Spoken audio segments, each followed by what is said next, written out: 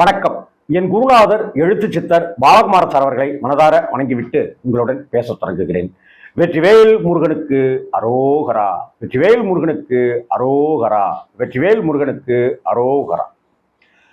தமிழ் கூறும் நல்லுலகில் தமிழ் கடவுளான முருகனுக்கு எத்தனை எத்தனை கோவில்கள் இருக்கின்றன. படையாண்ட அந்த ராஜாவுக்கு, படையாண்ட அந்த தளபதிக்கு, படையாண்டு அந்த எதிரிகளை எல்லாம் வீழ்த்திய அந்த முத்துக்குமரனுக்கு, செந்தில்வடி வேலவனுக்கு, ஆறுமுகத்தானுக்கு, சண்முகருக்கு எத்தனை எத்தனை கோவில்கள். அந்த கோவில்கள் எல்லாம் நாம போய் ஒரு தடவை தரிசனம் பண்ணினாலே புண்ணியம்தான். ஆறுபடை வீடுன்னு சொல்றோம். முருகனுக்கு ஆறுபடை வீடு கடந்தும் கூட எத்தனையோ கோவில்கள் இருக்கு.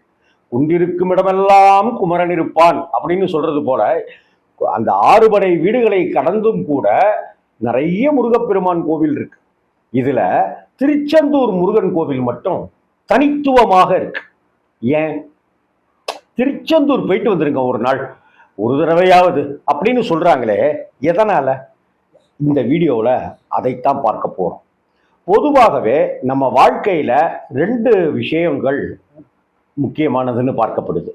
ஒன்று, வாழ்க்கையில நமக்கு திருமண யோகம், கல்யாணம்ங்கிறது தான் வாழ்க்கையில ஒருத்தங்களை ஃபர்ஸ்ட் ஆஃப் செகண்ட் ஆஃப் அப்படின்னு பிரிக்கிறது. நமக்கு அப்பா அம்மா ஒரு கட்டத்தில், ஒரு ஆணா இருந்தாலும் சரி பெண்ணா இருந்தாலும் சரி, ஒரு கட்டம் வரைக்க அப்பா அம்மாவுடைய அரவணைப்புல ஒரு பையன் வாழ்வாரு, இல்லை ஒரு பொண்ணு வாழ்வாங்க. அதற்கு பிறகு ஆயுசு முழுக்க நமக்கு ஒரு பார்ட்னர், லைஃப் பார்ட்னர், வாழ்க்கை துணை தேவையா இருக்கு. அந்த வாழ்க்கை துணை ஒரு ஆணுக்கு பெண், ஒரு பெண்ணுக்கு ஆண் அப்படிங்கிற நம்ம பண்பாட்டில் கலாச்சாரத்தில் இருக்கிற முக்கியமான நிகழ்வு தான் திருமணம் அப்படிங்கிற அந்த பந்தம். அந்த திருமணம் அப்படிங்கிற அந்த உயர்வான அந்த பந்தத்தை தருபவர் தான் திருச்செந்தூர் முருகன். ரெண்டாவது விஷயம், வாழ்க்கையில திருமணம் அப்படிங்கிற ஒரு மிகப்பெரிய ஒரு பந்தம், ஆத்ம பந்தம் எப்படி உருவாகுது, அப்படி உருவாவதற்கு எப்படி நமக்கு வாழ்க்கையில அடுத்தடுத்த சந்தோஷங்கள் கிடைக்குதுன்னு நினைக்கிறோமோ, அதே போல நமக்கு எதிர்ப்புகள் அப்படிங்கிறதும் வாழ்க்கையில இருந்துகிட்டே இருக்கும். 4 வருஷத்துக்கு முன்னாடி இருந்த எதிரி ஒருத்தன் இருப்பான். அதுக்கப்புறம் பார்த்தீங்கன்னாக்கா போன மாசம் புதுசா ஒரு எதிரி முளைச்சிருப்பான். இப்படிப்பட்ட ஒரு சூழ்நிலையில அந்த எதிரிகள்னா கண்ணுக்கு தெரிந்த எதிரிகள், கண்ணுக்கு தெரியாத எதிரிகள், நேருக்கு நேரா வாடா ஒண்டிக்கின்னு சொல்ற அந்த மாதிரியான எதிரிகள், அல்லது தீய சக்திகளாக இருக்கிற அந்த துஷ்ட சக்திகளாக இருக்கிற அந்த மாதிரியான எதிரிகள்னு நம்ம வாழ்க்கையில எதிர்ப்புகளுக்கு பஞ்சமே இருக்காது.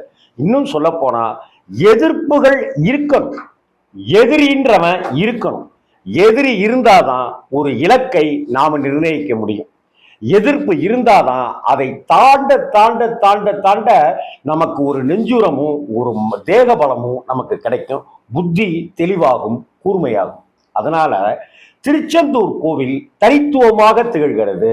திருச்செந்தூர் முருகன் கோவிலுக்கு போனா கண்டிப்பா இது நடக்கும் அப்படின்னு சொல்றதுக்கு காரணம் என்ன அப்படின்னா, சூரபத்மன் அப்படிங்கிற அந்த அசுரனை அழித்து ஒழித்து தேவர்களையும் முனிவர்களையும் சித்தர்களையும் ஞானிகளையும் அகில உலகத்து மக்களையும் முருகப்பெருமான் காத்தருளினான் அப்படிங்கிறது தான் திருச்செந்தூருடைய ஸ்தலபுராணம்.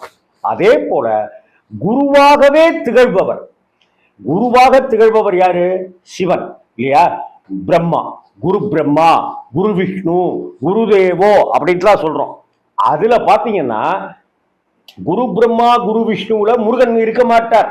ஆனால் அப்பனுக்கே பாடம் சொன்ன சுப்பையன், அப்பனுக்கே பாடம் சொன்னவர், ஓம் அப்படிங்கிற அந்த பிரணவ மந்திரத்தை உபதேசித்து அருளியவர் யாருக்கு? அப்பாவுக்கு. அப்பா 6 அடினா முருகப்பெருமான் 60 அடி பாய்ந்தவர் அப்படிங்கிறது தான் இங்க நமக்கு புராணங்கள் சொல்லுகிற விளக்கம். அதனால குருவாக, ஞான குருவாக, யோக குருவாக, தனம் தரும் குருவாக, அறிவை தரும் குருவாக திகழ்கிறார் திருச்செந்தூர் செந்திலாண்டவர். வாழ்க்கையில நமக்கு என்ன தேவை? திருமணம். அந்த திருமண யோகம் எப்ப கிடைக்கும்? குரு பலம் இருந்தா கிடைக்கும். கோச்சாரத்துல குரு பகவான் எப்படி இருக்கார் அப்படிங்கிறத வைத்துத்தான் நமக்கு கல்யாண யோகம் எப்ப நடக்கும் அப்படிங்கிறத ஜோதிடர்கள் சொல்லுவாங்க. அதே போல குரு பலம் இல்லையே, குரு பார்வை இன்னும் வரலையே, குரு யோகம் இன்னும் கைகூடலையே அப்படின்னு கலங்கி தவிப்பவர்கள். உங்க ஜாதகத்தையே நீங்க பார்க்க வேணாம். என் பொண்ணுக்கு 32 வயசாயிடுச்சு, இன்னும் கல்யாணம் நடக்கல. என் பையன் மாசம் 1,50,000 2 லட்சம் ரூபாய் சம்பளம் வாங்குறான். ஆனா 37 வயசாகுது, இன்னும் கல்யாணம் ஆகல. இப்படின்ற கல்யாண கவலைகளோட இருக்கிற குடும்பம் ஒரே ஒரு முறை திருச்செந்தூர் கோவிலுக்கு மறக்காம போயிட்டு வந்துருக்கு. அதே போல குரு யோகத்தை தருகிற ஸ்தலம் இல்லையா, கல்யாண யோகம் நிச்சயமா நடக்கும். அதே போல அங்கே கடல் நீராடுவது நம் பாவங்களை எல்லாம் போக்கும் இல்லையா.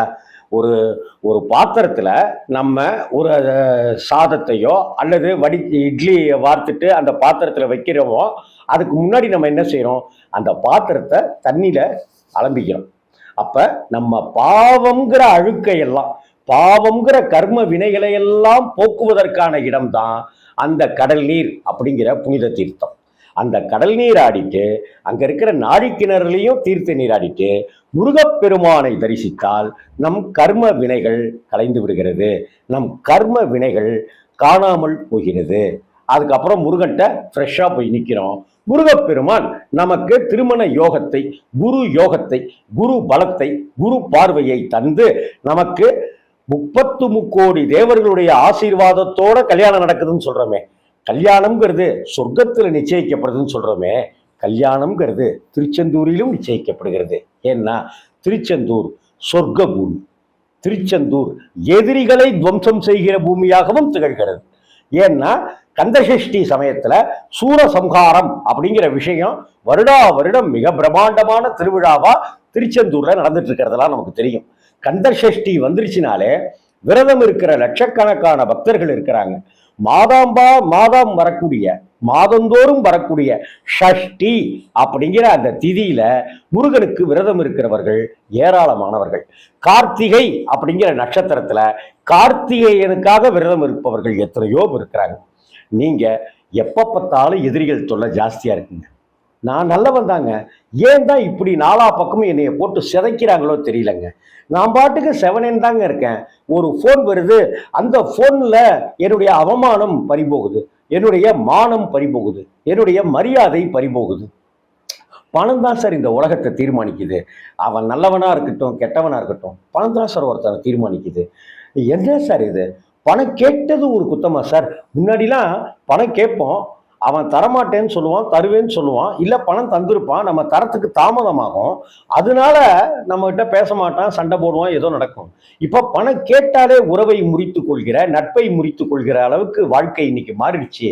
இப்படியாக இருந்து எதிர்ப்புகளையும் மன உளைச்சல்களையும் மனசுக்குள்ளார ஒரு பெரிய பாரத்தையும் சுமந்துட்டு இருக்கிற நீங்க வாழ்க்கையில ஒரே ஒரு முறை திருச்செந்தூர் கோவிலுக்கு போயிட்டு வந்துருங்க. கல்யாண யோகம் அப்படிங்கிற வாழ்க்கையினுடைய செகண்ட் இன்னிங்ஸ், ஆயுசு முழுக்க இருக்கக்கூடிய வாழ்க்கை துணை, கணவனுக்கு ஒரு ஆணுக்கு பெண் அல்லது பெண்ணுக்கு ஆண், அதை தருகிற ஸ்தலமும் திருச்செந்தூர் தான். நமக்கு வாழ்க்கையில பயணிப்பதற்கு நடுவுல ஊடுக்குள்ள உள்ளார பூந்து நம்ம எல்லாம் அலக்கழிக்கிற, அவமானப்படுத்துகிற எதிரிகளும் எதிர்ப்புகளையும் கடந்துதான் நாம ஜெயிக்க முடியும். அந்த மாதிரியான எதிர்ப்புகளையும் துவம்சம் செய்து தந்து, டே போட நான் இருக்க தைரியமா போ அப்படின்னு சொல்ற இடம் தான் திருச்செந்தூர். அப்படி சொல்பவர் தான் திருச்செந்தூர் செந்திலாண்டவர். திருச்செந்தூர் செந்திலாண்டவரை தரிசிப்போம். வாழ்க்கையில் நல்ல நல்ல திருப்பங்களை தந்தருளுவான் அந்த செந்தில் வடி வேலவன். வெற்றிவேல் முருகனுக்கு அரோகரா.